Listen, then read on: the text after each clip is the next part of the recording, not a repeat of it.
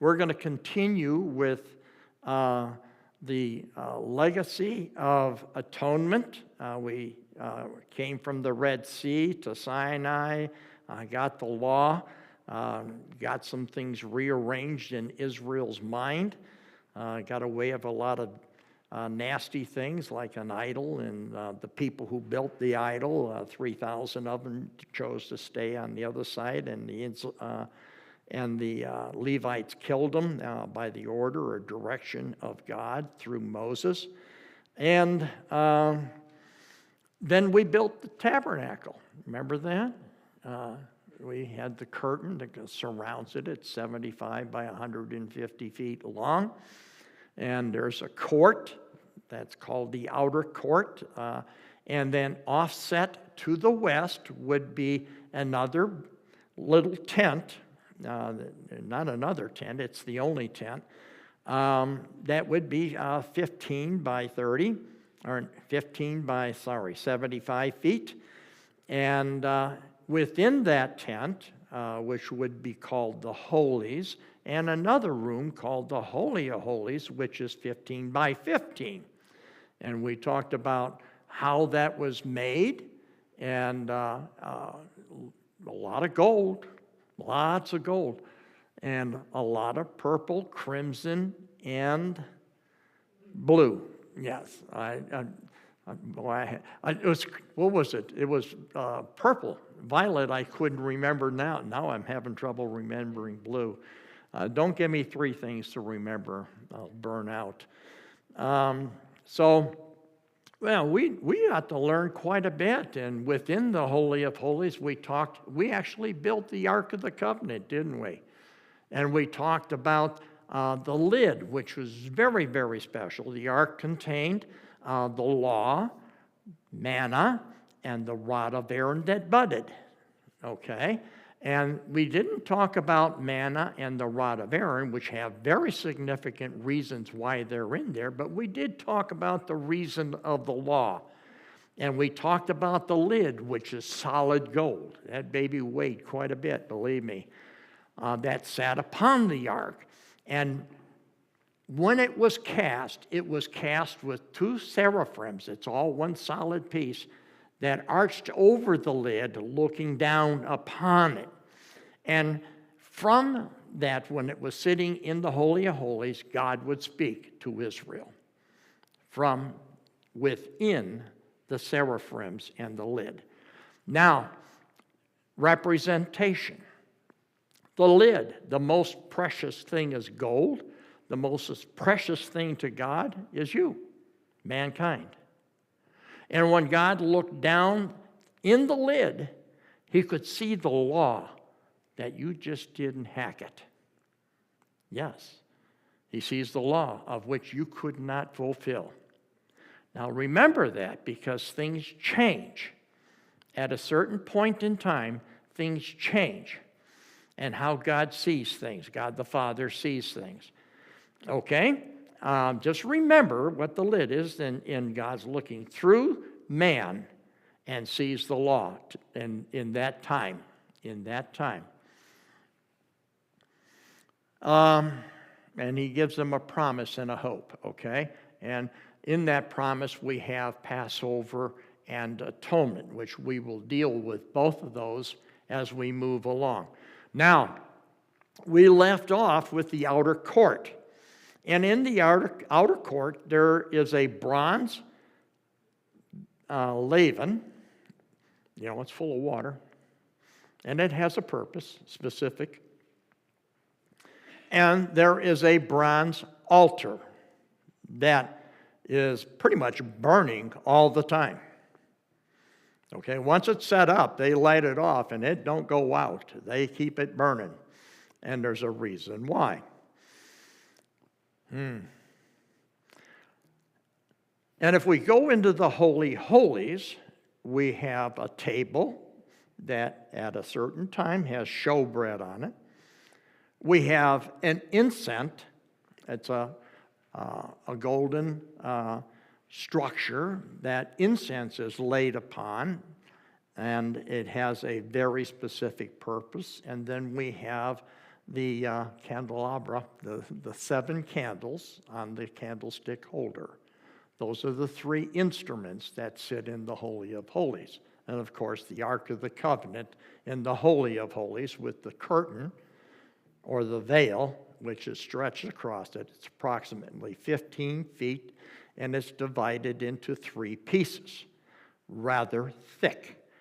It's held up by silver rod and gold rings. Let's see, that's pretty good. Pretty good. I guess that's a review. Okay, 4 weeks of talking. And now we're going to talk a little bit about the outer court because we didn't talk about a whole lot. Now, there is a whole lot that I'm not telling you about because I could be talking for a couple of years. I'm just hitting high points, okay? And the reason why I'm hitting high points is because all these high points are where the water hits the wheel. If you know these, man, you know a lot. But you can know a lot more too. It depends on where God has put your mind. Now, I'm not handing out a lot of scripture. I'll tell you where to go to read if you want to. A lot of it's in Exodus. We will be moving into Leviticus and Deuteronomy and on some of these things as we get into move along, getting into the sacrifices and everything. But there are 2 major sacrifices when Israel left Egypt. What were those 2 huge sacrifices? The epitome of God's representation of a great gift He's going to give man. What were those 2 sacrifices? Anybody know?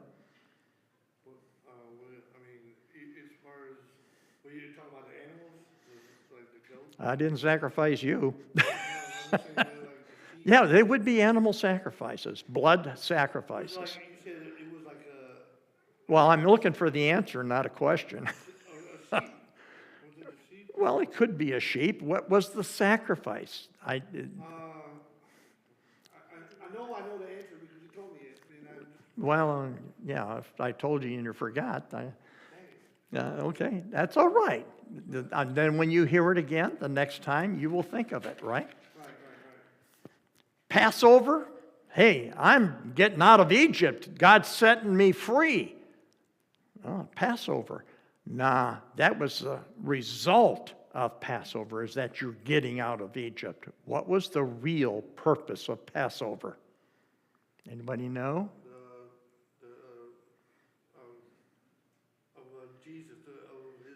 Well, it represents Jesus. What was the real purpose of the Passover sacrifice, which was done by the elders of the community? Because of him coming back, right? Huh? Because of him coming back, or after he arose? No, and this is back in captivity. They're in bondage of evil. Jesus hasn't even come for 2,800 years yet. Okay. Anybody know? Huh? The blood on the doorposts. And what was that? What is the miracle that did? That the death angel passed by. It saved all the boy neighbors of Israel and condemned all the boys, animals, and everything of the Egyptians. That's correct. That the death angel would pass by. So where's the symbol in that of Jesus Christ? Jesus' blood covers our sins so that we don't... That the death angel passes by. You are given from death unto life. That blood of Passover is a representation of moving from a death unto life. The angel of death is not going to have any impact on you. Okay? So Passover is representing that process that God will do in the future. Okay? What was the other one that came later? We're talking about it. That's the title of this lesson. It's called atonement sacrifice. Two of the biggest things that man does to represent those things that God will do in the future, because we're back here, remember? We are back here in the time of Moses. Hi, Moses. I want you to see yourself there, because it's a state of mind is what we're learning. You're going to hear me say that a whole lot. It's not words. It's not pictures. You have to have a state of mind that recognizes how serious all of this is. It's not yesterday. It's what happened that brought us to today. And without those roots that connect us to the very life of God before sin came in, we have nothing. You have lost your heritage. You need that connection all the way back to Genesis. And the Bible does that absolutely. You read a verse in the Bible, it better connect to Genesis somewhere. That's the way Terry checks things out to see if I understand it. And boy, did I find I didn't understand a lot of things. And I still am perplexed. I haven't got all the answers. I probably will never have, I will never have all of the answers. I can approach the glory of Jesus, but I will never be Jesus for all eternity. He is that big. You will never get there either. But boy, you can sure come close, because that's what he expects. All right, atonement. Wow. We're going to get into that. Both of those. Now, we have this altar out here that's got burning incense. This is on the outer court. It's got burning incense in it. That's where sacrifices are made, and the flesh is burned for burning sacrifices. There are sacrifices that are made, and the blood is collected and laid upon that, and the carcass or the meat that's left over feeds people. It is their welfare system. Tithe, welfare. People gave tithes, and a lot of that tithe was cycled back to the widows that didn't have anything. It went back to kids that didn't have parents and needed some help with food. It was their welfare system, distributed by the elders. And you remember that. Elders, distributed by the elders of the Levite community. At this time, Levites were really important people. They were the servants of God to the community of Israel in many different ways. Now, how could that be in many different ways? 2.5 million people, right? That's 12 square miles, roughly. Depends on how big your tent is and how far they are apart. 12 square miles of people around a little tabernacle. A little one, it's 175 by 150, right? Not very big. 12 and a half miles, it's a little dot in the middle where God resides with all of his 2.5 million people called Israel. Let's ask ourselves some questions so we can understand the magnitude of God's greatness. 2.5 million people. How many McDonald's do you think they go through in a day? You ever think of that? They're in Sinai. Water is 3 miles away. There is an oasis 3 miles to the east or to the west and north of Sinai, Mount Sinai. It's called a Sinai desert. If you go back to that time, the whole thing is called Sinai, from the Red Sea over to a certain point. I can't remember what it is, but that's Sinai. And then there's Mount Sinai down here in the southern point, about midway through the range of Sinai, down here at the very southern point. That's where Mount Sinai is. 3 miles away is water, enough water to take care of 2.5 million people. But somebody's got to take it from there and bring it to here. Let's look at things in survival mode and what God is doing. He's provided food for those people. There's no McDonald's to go to. 2.5 million people. How many quail do you think you can kill and feed people before you wipe them all out? Think about that. You know, coming out of Egypt was truly an act of faith. Do you often move towards God's calling and measure out where your McDonald's is going to be and how much water you're going to drink and when God calls you? Or do you just go knowing God will provide for you? Missionaries do that, don't they? There's no guarantee that they're even going to survive. God may take them home out there in that mission field. You think about that. There's a big story there that people miss because they don't put themselves in the environment that God is talking about. It isn't words. It isn't a picture that's static. These people lived, and you need to put yourself there so you can understand the tabernacle. That you can understand the atonement that was being made and how it was done.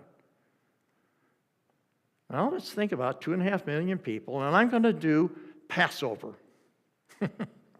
I'm going to do Passover. Okay, the priest, this is for the nation. There's numbers of sacrifices that are done during Passover. There is one specific for the nation, and it will be made in the court of the tabernacle. An elder goes out and gets a lamb. Actually, he gets 2 of them. And they inspect the lamb to make sure that it's perfect in every way. And why did he get 2 of them? Well, the one he got may have not been perfect, and now we got a perfect one here between the 2, the most perfect of the 2. That lamb is slain for Israel, and its blood is laid upon the altar.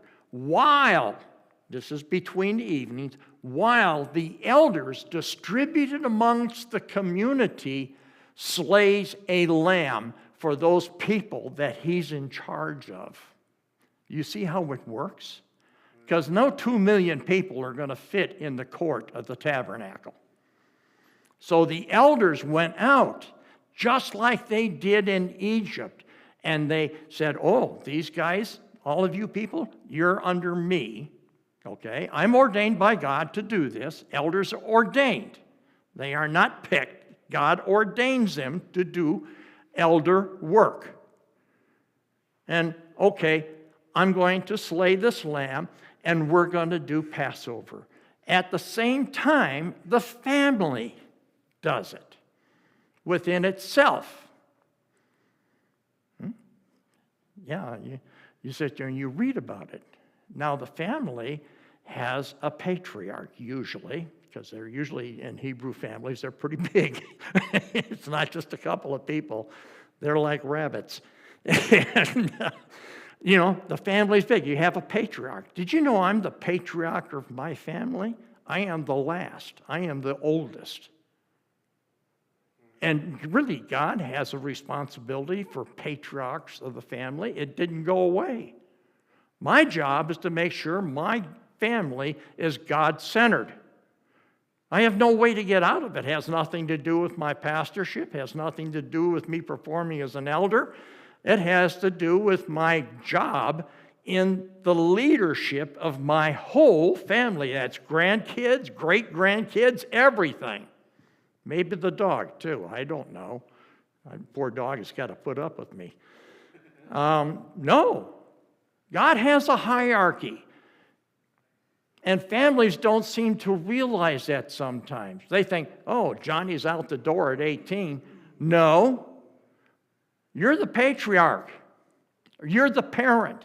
Yes, he makes up his own mind. His destiny is that. But you have all responsibility to influence his destiny for him to make the right decisions according to God's will.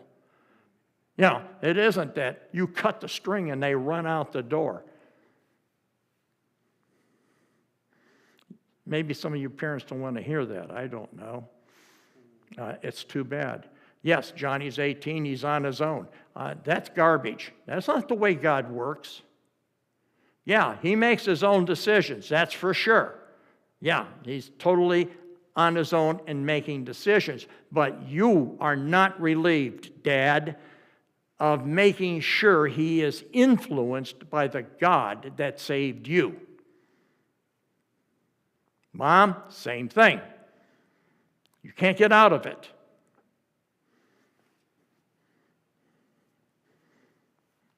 Now, what's that got to do with the tabernacle? Everything.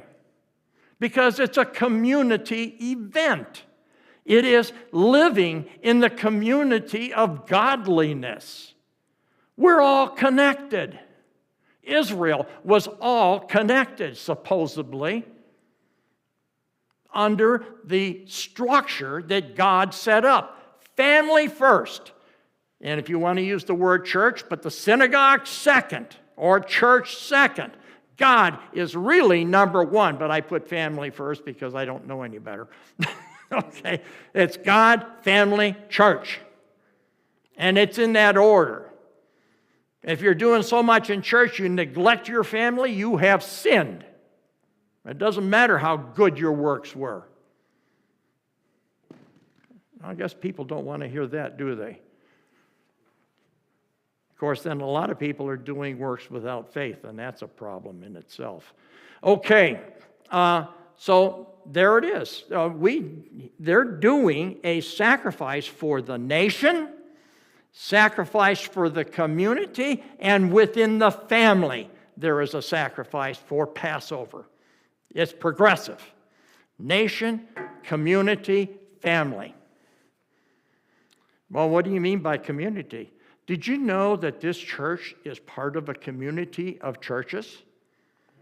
If you go to the church of Jerusalem during James's time of being a bishop, there was a community of churches that elders went to and James would go to help instruct and to minister to those communities.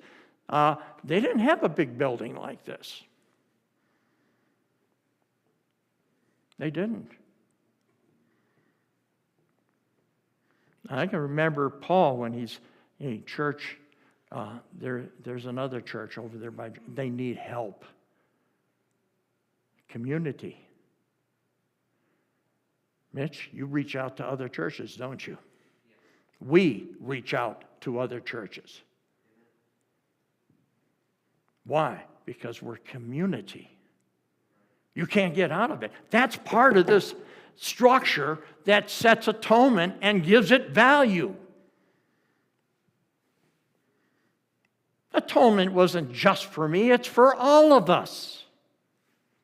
Although if I was the only person, Jesus died just for me. Wow, just makes my mind really boggle. Well, let's look at something else that happens in that court, because we're not going to get to atonement right this moment. Did you know every day in that court a sacrifice of a lamb is made, and on the 3rd hour and the 9th hour, every day? Sabbath, doesn't matter. Every day on the 3rd hour and the 9th hour, there's a sacrifice made. Did you know that? You know what it represents? Jesus went on the cross on the 3rd hour. and died on the 9th hour between the evenings. Passover lamb is slain on the 9th hour between the evenings in the Old Testament, which means in the middle between the 6th hour. Come on, Terry, get it? Yeah, 6th hour and the first hour the next day, which is 6 o'clock our time. It'd be the first hour of the next day between the evenings. And when you see it in the Bible, now you know what it means. A lot of people don't understand it because they don't. All right. Wow. I think God's trying to send a message back there. Now, let's play heads-up ball. Let's move from there, that time. God's sending you a message. Pay attention to the message. To today. You think God's sending messages that we sort of ignore?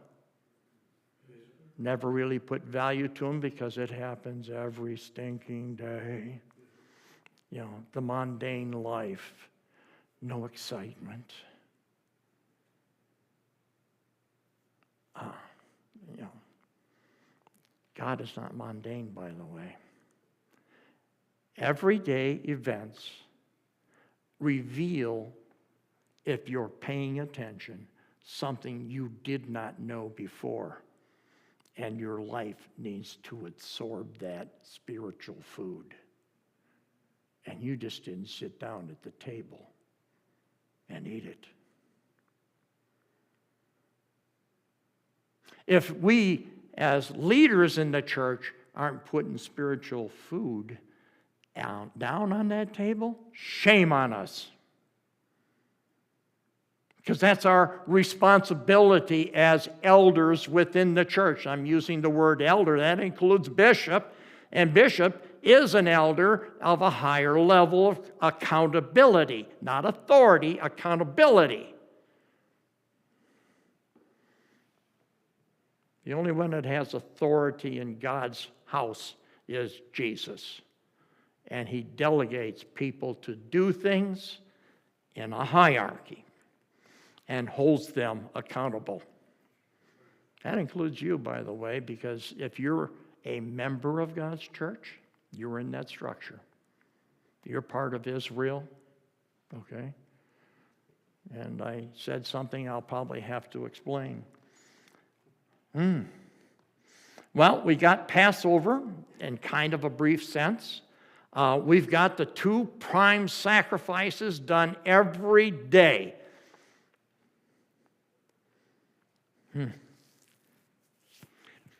Now the question comes to mind. God's pillar of smoke that's coming out of the Holy of Holies. Remember me talking about that? There's God. He's here. There's his representation, this pillar of smoke, fire at night. And it picks up and moves over here. You know what happens at that point in time? It's time to pack up the tabernacle and move, because God's saying, we're going to go somewhere. Okay? You pack everything up, we're moving. Okay? And that's how Israel moved, by the leading of God himself. Now, in our spiritual walk, how many people allow God to lead them? And this gets to, are you willing to move? God says, I want you over here. And I want you doing this. And you say, I don't know how to do that. You know how many people knew how to build an ark of the covenant? Probably next to none, because God gave them specific instructions. This is what you do, Moses. This is how you build it. And then somebody has to sit there and craft it into the instruction that God gave. It didn't happen by magic. And somebody else had to learn from that, so it could be duplicated. How many, was it 70, 75 pillars? They're made out of wood, but they're plated with golds and bronze, and the ones that go across to hold the staves in place, they're plated with gold. They had to have goldsmiths. There wasn't just a few people. A lot of people were involved in this. Craftsmen. And then while they were working, somebody had to prepare food. I thank God Jesus stuck me on a farm. You know what you do on a farm, a real farm? You work. You work from sunrise to sunset. And guess what happens at noontime and at sunset? The farm families set a big table with all the food on it. Excuse me? And we get together, we prayed. I wasn't saved then, but they prayed, and I prayed because I didn't know anything else. Family, I did know that. My family that I came from wasn't worth anything, but God sent me into a family that meant everything. He took care of me. He'd take care of you too. But I learned something there. I learned what they're talking about here. I didn't know it. Now, it brings me to my dream. And I'm putting a pause on all of this because last night I started from when I can first remember and had a dream to today. Well, why is that important, Terry? Well, I think within that dream, I realized something for myself, but I also feel that there's something for you too. You know, the most precious thing Paul had was his testimony when he was talking to Agrippa. Didn't talk theology. He says, oh, guess what happened on Damascus Road, Agrippa? You know, this could happen to you too. You've almost persuaded me to be a Christian. Too bad, Agrippa. Wrong decision. But all the opportunity was there because Paul poured out his heart. It wasn't words. It was a state of mind. His heart was being poured out. Paul was very focused on what God did for him, and he shared it with somebody. Now, you know, God gave me gifts. I didn't realize it. I could understand things people couldn't. I could put things together, you know, physics, math, all that stuff was duck soup for me. And my mind was set on that, you know, God didn't exist. The world that we see here spontaneously exists. It's been around for 100 billion years and all that stuff. I really sold out to that. I was 100% sold out to that. Yes, I was in a Catholic church with that family, that farm family, who was devout, Bible read every stinking day. Did you know I read the Bible completely through 5 times before my salvation? And I wanted to prove it wrong 5 times. And I worked hard at it. Nah, this is a fairy tale. Nah, this isn't true. But I understood science, whatever that's worth. And then I saw this pretty girl. It wasn't Beverly, by the way. She was going to a Lutheran church, and she was in catechism class. Oh, I guess I'm going to go to catechism class. You know, she wasn't a Delilah. She was a good person. And 50 years later, Beverly and I were seated right next to her in a school class reunion, our 50-year reunion. Linda, I'm sitting right next to you. And of course, Beverly, I introduced the two. They got, there was no secrets anymore.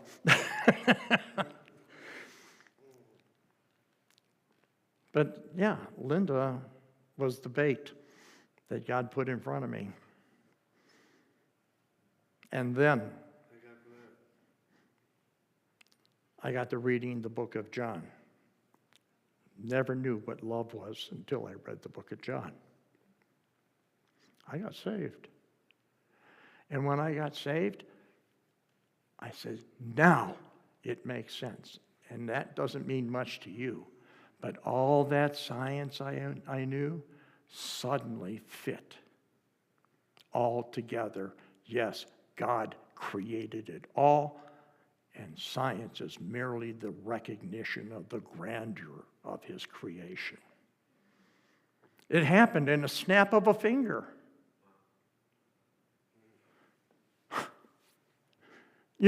This story is going on in this period of time. People's awareness of God suddenly popped into their mind, and I understand what's happening. I wished all of Israel clicked, but they didn't. It's too bad. Well, moving on. I continued studying, and I made connections through the Bible. I read the Bible a few more times. I don't know how many times I read it through. I had a lot of knowledge. I lacked wisdom and know how to use it, because that comes from God. I didn't know how to get that. I didn't even know what it was, to be honest with you. I just knew a lot of Bible verses, and I knew this, that, and the other little Bible stories here and there all over the place. Nothing to really pull it together yet, because I hadn't the mindset to do it. I had a lot of learning to do, and I didn't have good teachers. All I had was my Bible and prayer.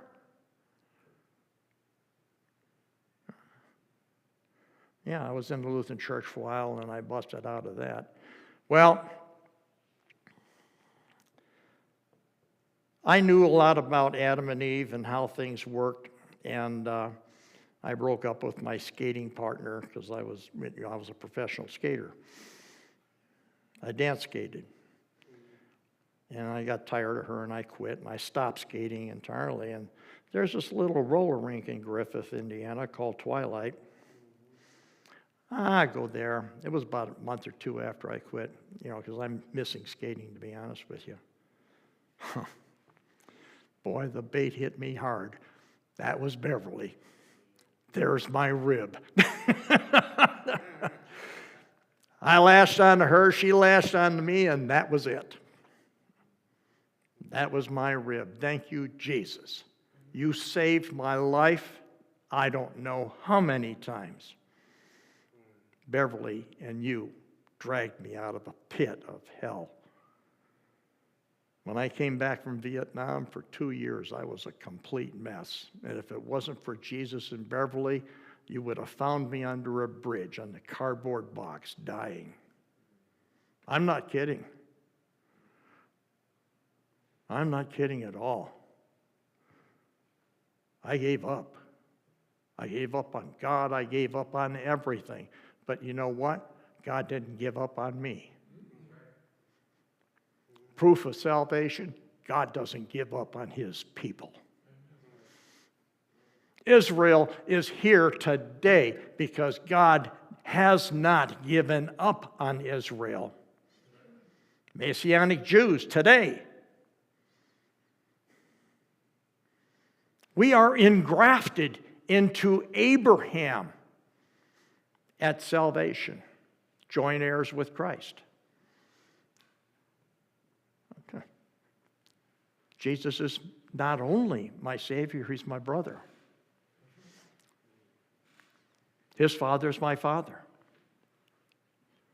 His inheritance is mine. Joint heirs. It means it. By the way, there are laws about Gentiles coming into the nation Israel. They follow these certain rules, become Hebrews in the Hebrew culture. They adopt that belief. They become circumcised if they're males. And then the law says they are no longer outside your family. They are inside your family, and they are joint heirs. Did you know there's a law that God wrote for Gentiles coming into Israel? Because Israel was to bring all Gentiles to God. They just didn't do it. Instead of calling them dogs, they should have went out and embraced them and loved them. And they didn't. Now, mind, state of mind. My state of mind, Jesus and Beverly. I got refocused.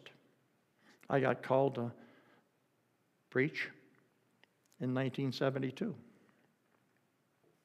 2 years had gone by, been through hell, come out the other side, and Jesus says, I got work for you to do. I didn't understand what it was. I was just scared. Gave me a tremendous youth group with Beverly, and God did miracles there. But I was structured.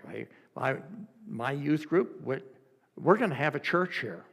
One of you is going to be a pastor. One of you is going to be an elder. One of you is going to be a deacon. Well, a bunch of them are going to be deacons. You're going to teach. This is the way churches work. Somebody's got to be a bean counter to count the money. We ran ourselves because God wanted to teach those people what a church is all about.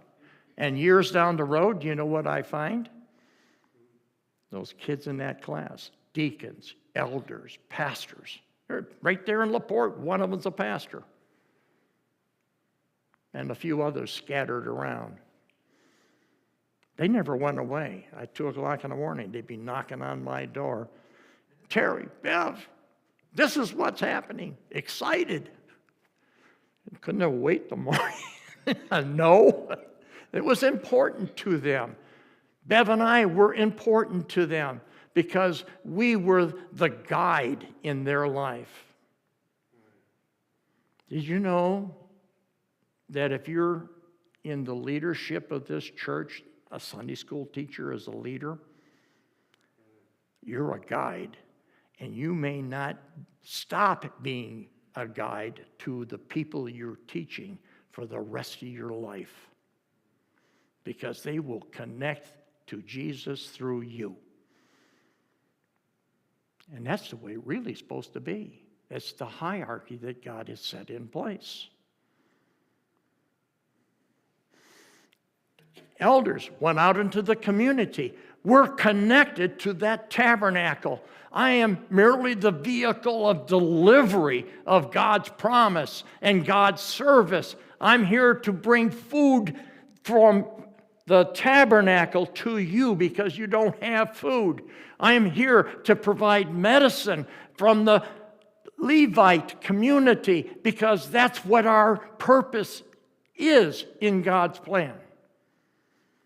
If you're a leader in this church, you need to recognize, have the state of mind, it is more than just doing.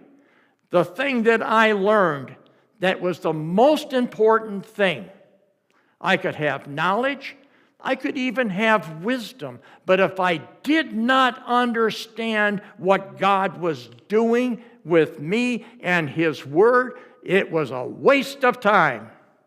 You need to understand how you fit in and understand the Word of God, that you are able to do something in that purpose that God has put you here for.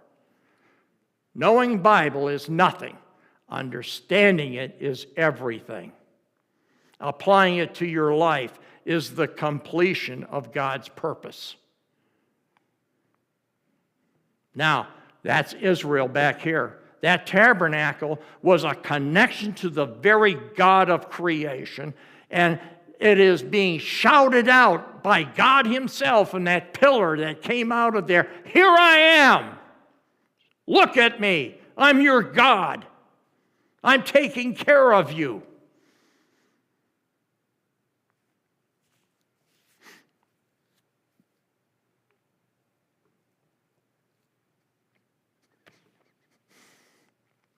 That's today too. God shouting out, here I am, my people. There's a sea of people that do not know me. Please bring them in. Jesus says the fields are already white to harvest. What do you think he was talking about? Get your sickle of the Bible and prayer and bring them in. That song, Bringing in the Sheaves. Don't worry about the tares. Bring them all in. I'll separate the tares from the wheat. That's my job, Jesus says. You bring them in. We're too busy measuring things up to make sure the guy's qualified to bring him through the door. Shame on us.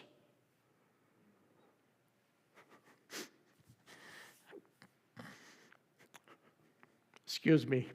This is an emotional subject for me because the tabernacle is a great thing because it is the forerunner of this church.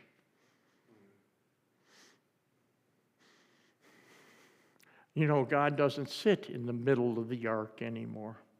He sits in your heart. You are the temple. You're the tabernacle. Is God's pillar of fire coming out of you, or did you quench it? It's a state of mind. Are you connected with the God of your creation or no? That's what the message was to Israel at this time. Hey, I'm making connection with you people. Pay attention to me. I am sending everything you need. And I'm showing you what's going to happen tomorrow. So you got hope that goes beyond today.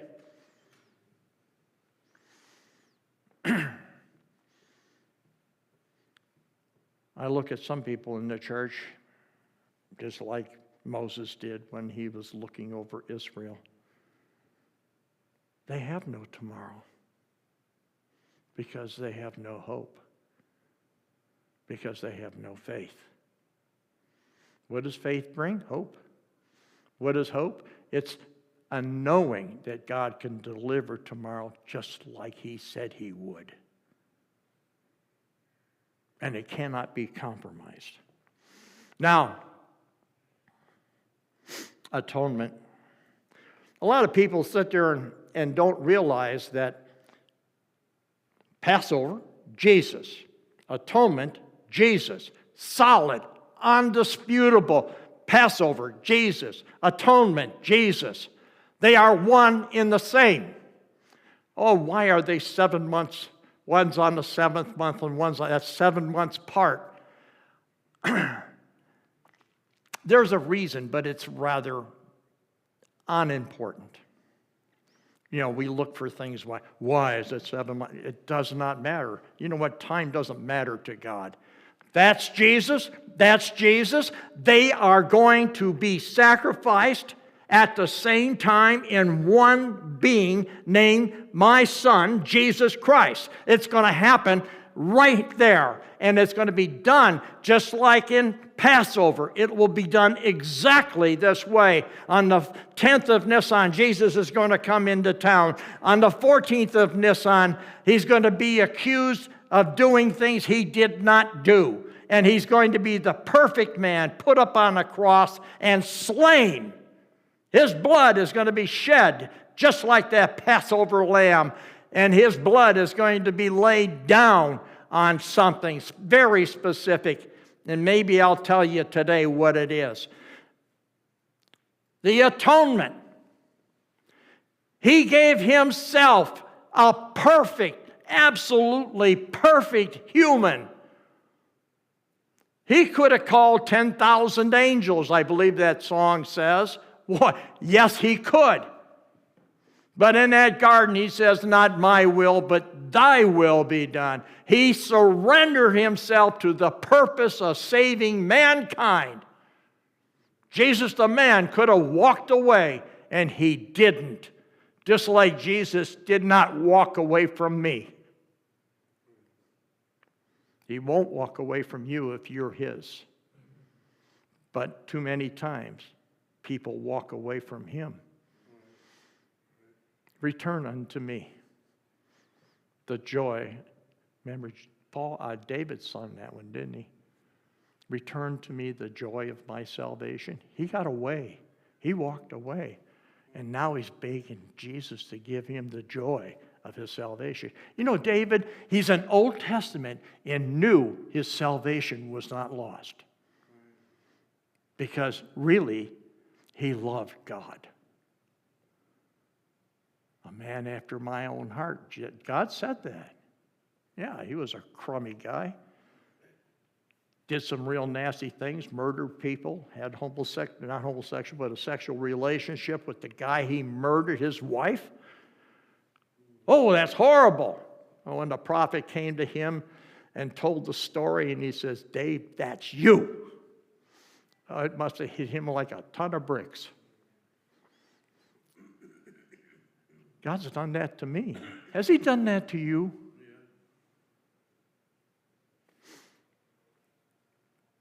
When we are doing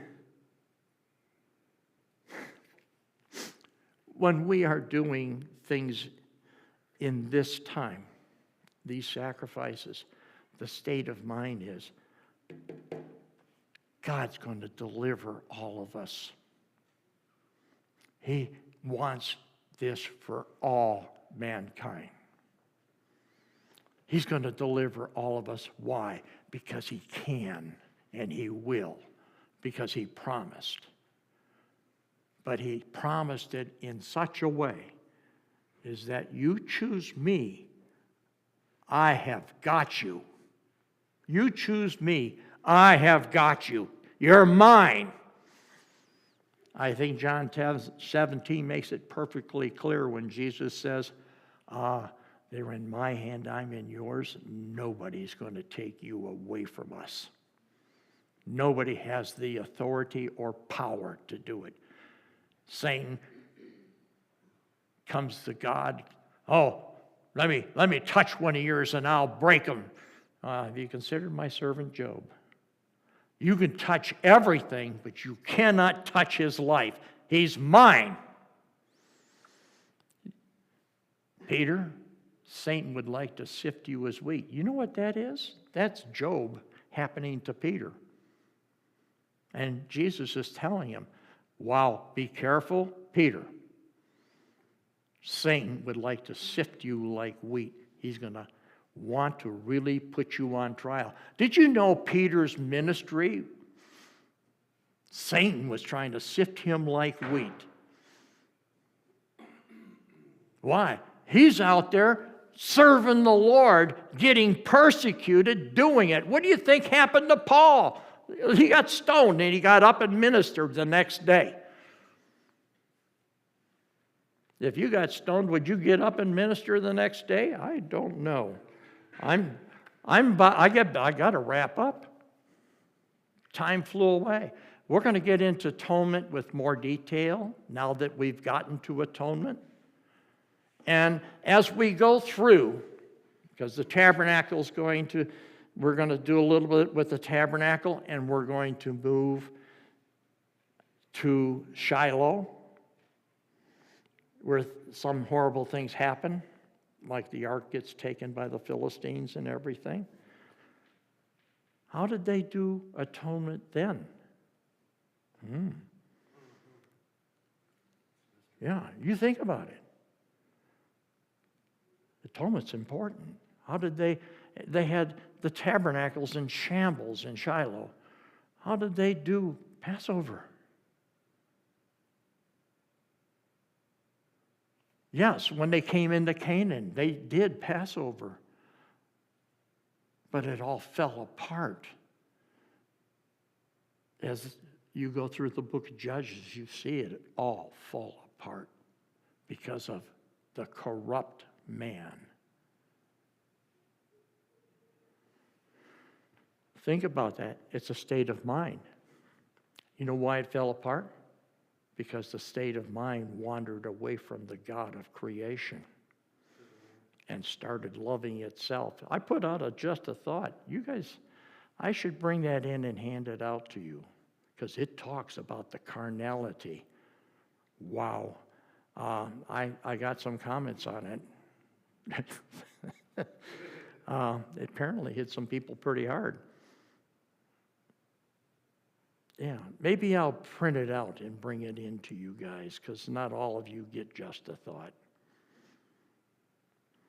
Yeah, it came to my mind because of this.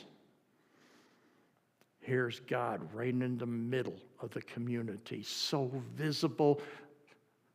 You can't ignore the glory of God coming out of the tabernacle every day, every night. He's there with his people. And they weren't really sold out to him.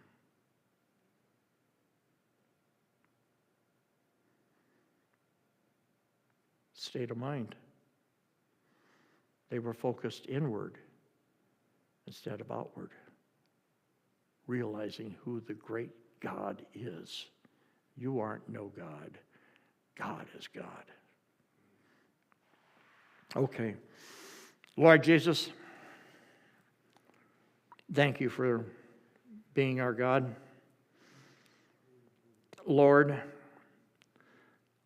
move us into a state of mind that focuses on your righteousness. Lord, that we could realize your righteousness is imputed upon us because you took our unrighteousness. Wow, if we could only realize that. Put it in the front of our mind every second, every day, we could be more like you and save a lost world. Thank you, Jesus, for being our God. Amen.